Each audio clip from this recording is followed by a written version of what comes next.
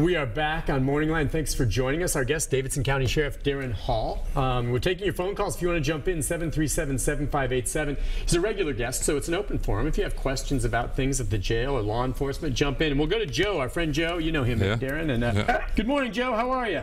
Okay. Good morning, Nick and the Sheriff. Hey, good morning, Joe.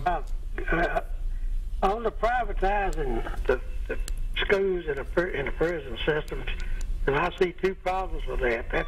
First problem is the government is saying we can't oversee these programs ourselves, so we're going to turn them over to somebody else and pay them to do it.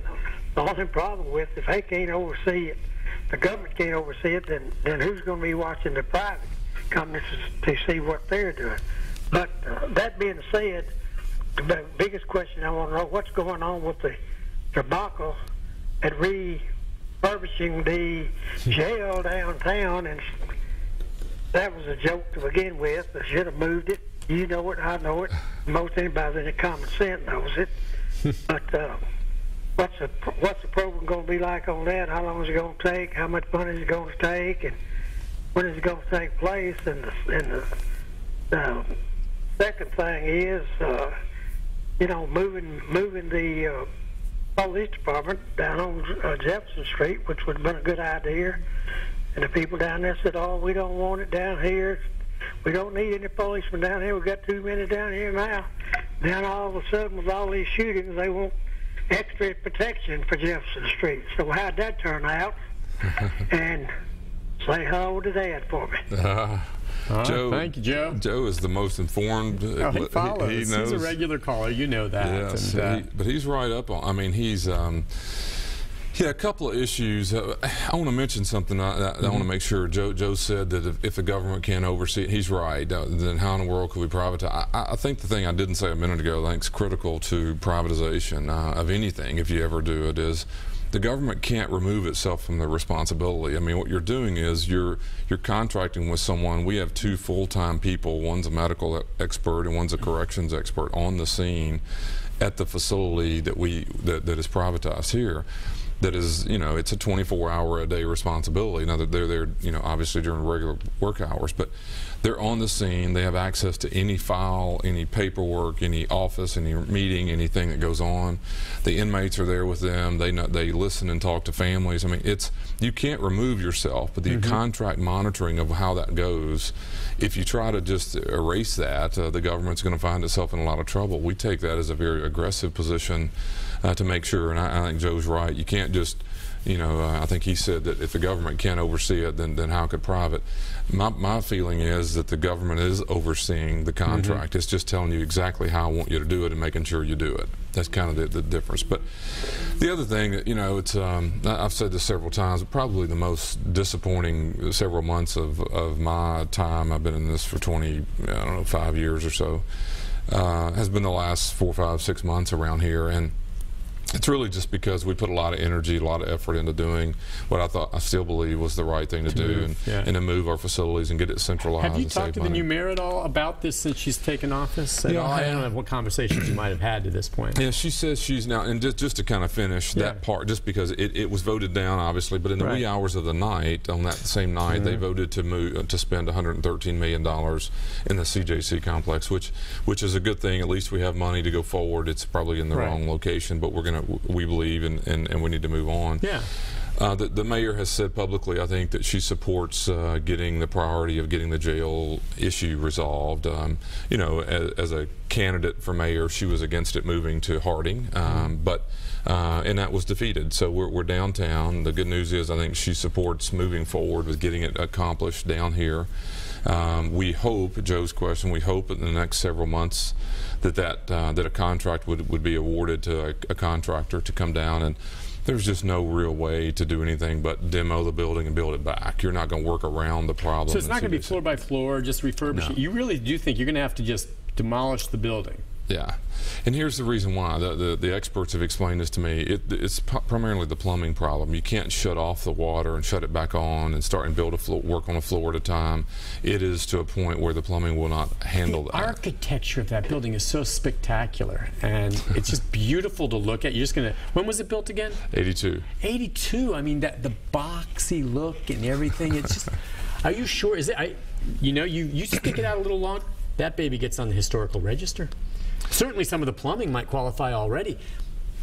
Well, it's making. And then you could give tours, make money. Well, it's making history, Nick, but it's not good history. I'm mocking the situation. That's right. So, yeah, but if you do that, of course, part of the issue here is going to be moving the inmates while you do it. Right. And that's going to bring them probably back out there to Harding, where they didn't want them anyway, but you have no other choice, really. Right, and those beds were built originally for that purpose. I mean, years ago when the city built $70 million worth of construction to handle incarceration and so forth, that's built on that site. We have some beds downtown.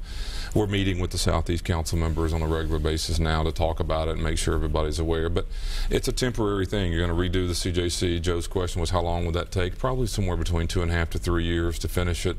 You would bring everyone back. Once it's complete, you'd have one large, probably 1,200 bed jail downtown, and you'd have 12 to 13 beds. And would it be, do you envision, you have just the property to work with. That's all you have. So what do you envision? I mean, it's going to have to be built up again, but what do you think would be different? Because you've taken me there and shown me, and I know what some of the clear problems are, beginning at the roof, and how that is. What do you anticipate it would look like? I guess there haven't been sketches yet, but what do you want? Yeah, a couple things. If you look at the block that we sit on, we take up about 1/3 of the block. The other part of it is the police headquarters on the front and kind of a parking garage on the back. What we would envision is that the police headquarters would have to move anyway. That building is attached to ours, and so assume the police would be gone. You would basically lower the floors. We have basically 7 floors now. You wouldn't need that many, but you need to spread them out within the block. You'd have more room to do that if the police department moves. Right. And it needs to be on that whole block anyway, if you really think about it. We never should have been connected with the police. I mean, we aren't really the same agency. We don't do the same functions. There's no reason why they're really the tenant in the building where 2/3 of the operation is the jails there. So it really needed to be dealt with. But ultimately, I think it'll be a lower profile of a building, but take up more of the block, which is a better thing for us, I think. We don't like to build high-rise institutions. You have plumbing and everything stacking on top of each other. So the lower the floors, the better. And it's more expensive to build downtown. It'll take longer to build it downtown.